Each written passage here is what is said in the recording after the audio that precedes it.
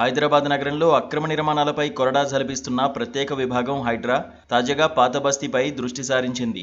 ఇప్పటివరకు ఆ ప్రాంతానికి పెద్దగా వెళ్లని హైడ్రా గురువారం తెల్లవారుజామున చంద్రయానగుట్ట నియోజకవర్గంలోని అక్బర్ నగర్లో భారీ ఎత్తున కూల్చివేతలు చేపట్టింది. బండ్లగూడ మండలం పరిధిలోని సర్వే నంబర్లు 303 నుంచి 306 వరకు ఉన్న సుమారు 2000 గజాల ప్రభుత్వ భూమిని ఆక్రమించి నిర్మించిన కట్టడాలను హైడ్రా బృందం కూల్చివేసింది. ఈ చర్యతో ఆ ప్రాంతంలో ఒక్కసారిగా ఉద్రిక్త వాతావరణం నెలకొంది.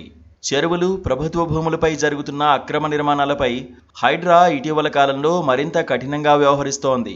ఈ నేపథ్యంలోనే పాత బస్తీలో చేపట్టిన ఈ కూల్చివేతలు కబ్జాదారుల్లో కలకలం రేపుతున్నాయి.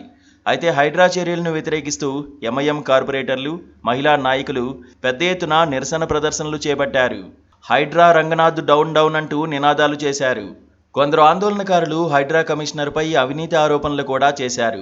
పరిస్థితి ఉద్రిక్తంగా మారడంతో పోలీసులు రంగంలోకి దిగి పలువురు నిరసనకారులను అదుపులోకి తీసుకున్నారు.